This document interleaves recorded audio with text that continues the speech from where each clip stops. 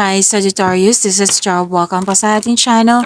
By the way, Sagittarius, this is your weekly Gabay Tarot reading. Bonus reading po ito, second video reading po. Sa inyong weekly Gabay Tarot reading from February 16 to 22, 2026. Gamitin ang reading na ito bilang gabay lamang. Tandaan, Sagittarius, ito po ay general reading. Now, kung nanood kayo sa inyong first video reading at dito din sa inyong second video reading at may napansin kayo na repeating message, yan po yung pinupush ng course sa inyo na kailangan nyong bigyan ng atensyon, solusyon at aksyon kung maaari po.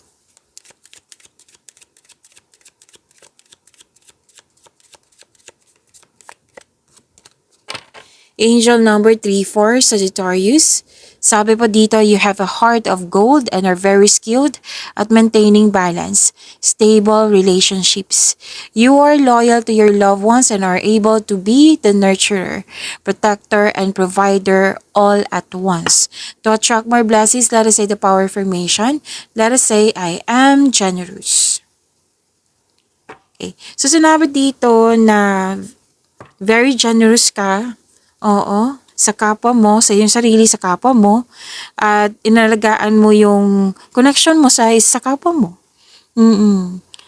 At yes, nagiging balanse na like, ayaw mo ng gulo, ayaw mo ng mga, sinabi kasi, temptation, ayaw mo yung mga ganyan. Gusto mo ng inner peace kasi, gusto mo magkaroon ng inner peace, kaya nagiging balanse ka. Okay? So this is angel number 24.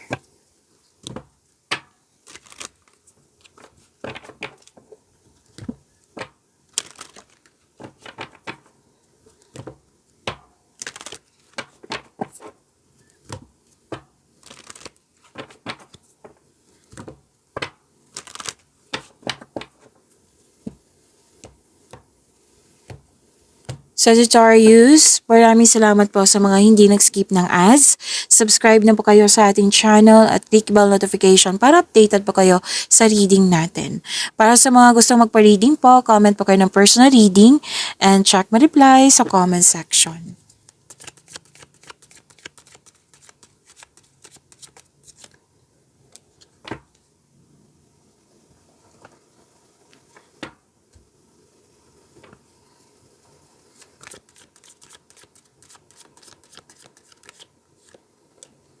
Oh, nakuha mo si Wheel of Fortune. Andito po si Angel of Destiny.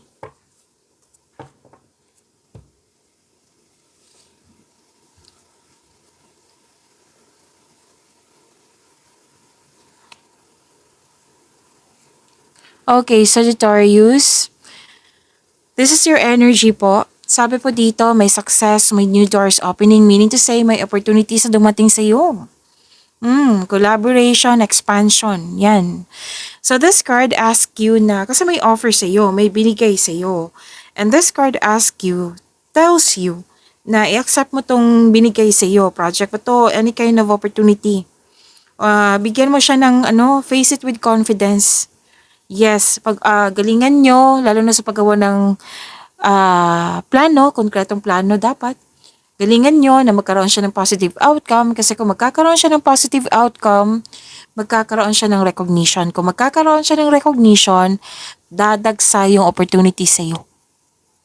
So, nasa next level ka ng prosperity na matagal mo itong hinintay, kaya huwag mong palampasin ang pagkakataon na ito. Posibleng dagdag trabaho to or dagdag kaalaman.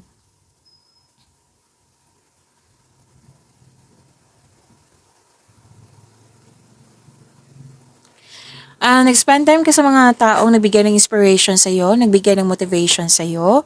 At may sabi din dito na may travel or mag-decorate ng bahay. At huwag kayong matakot sa sa opportunity na dumating sa iyo. Kasi yung sinabi kanina ba, na magbibigay talaga to ng increased prosperity sa iyo. Basta galingan niyo po. Okay? Increase confidence.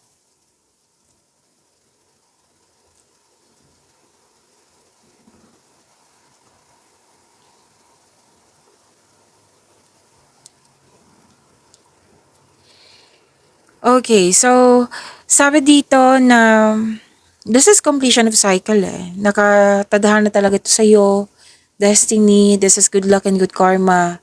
Kitang-kita ko yung happiness mo dito sa dalawang card na ito. Mag-focus ka sa makontrol mo in order to find peace. Let go mo na ang hindi mo makontrol. May changes sa darating na or blessings.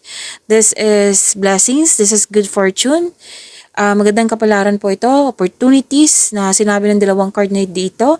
Unexpected wealth. Financial stabilities. Yes, malaking blessings to. Maaari din na makatanggap ka ng malaking pera po. Pwede din na marami kang orders, kliyente na makapagbigay sa'yo ng malaking pera. Kung hindi kayo nagkaroon ng pagkakaunawan sa isang tao dyan, magkakaayos po kayo. Nang dahil sa blessings na dumating sa iyo.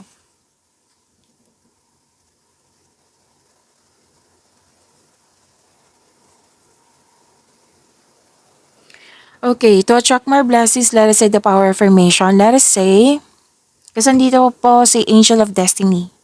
Let us say, nagtitiwala ako sa universe na iposisyon ako saan man ako kailangan. Again, nagtitiwala ako sa universe na iposisyon ako saan man ako kailangan.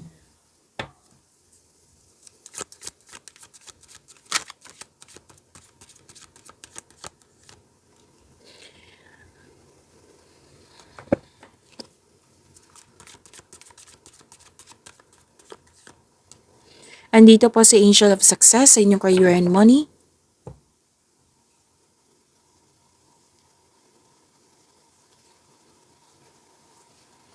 Wow.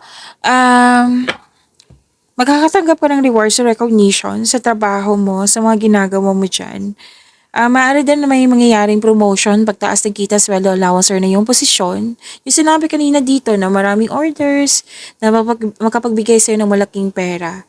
Para sa mga pwede din negosyante to. Para sa lahat to eh.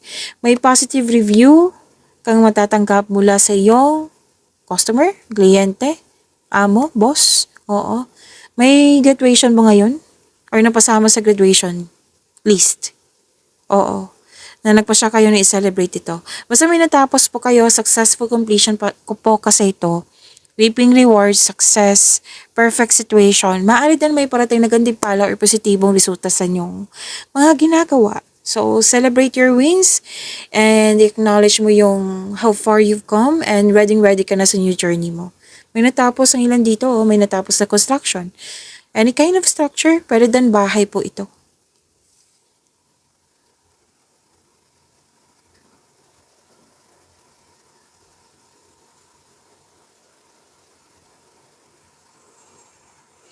So you're feeling, dalawang card kasi nagsabi dito na recognition. You're feeling powerful and enjoying being recognized kung saan ka man ngayon.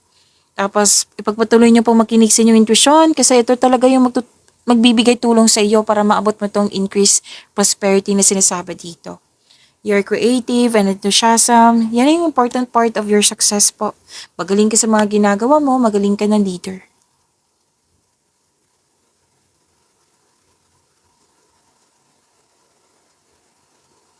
To attract more blessings, let us say the power formation kasi andito po si Angel of Success. Let us say, biniyayaan ako ng kalusugan, kayamanan at pagmamahal. Again, binayayaan ako ng kalusugan, kayamanan at pagmamahal.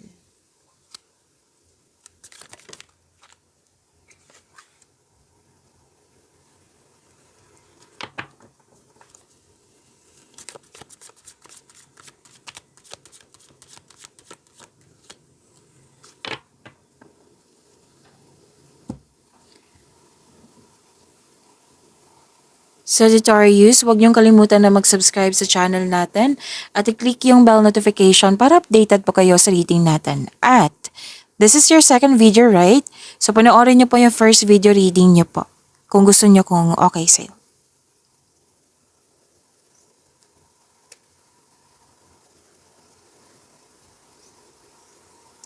This is about your love life, self-love, partnership, and romance. Nakita ko dito na marami kang choices sa mga single dyan na iniisip mo yung kung sino yung right person sa'yo, kung sino yung may genuine love sa'yo. Mag-ingat lang po sa sobrang pag-iisip, baka ito ay magkatid ng pagkakalito. Sa mga relasyon sa buhay mag-asawa, May temptation ako nakikita dito eh. So, piliin nyo pong magkaroon ng inner peace kaysa sakit ng ulo. Alam nyo naman yung temptation na yan. Kasi minsan inaakala natin na inspiration yan, pero hindi pala. Temptation pala. So, mas piliin nyo po yung inner peace kaysa sakit ng ulo. Okay?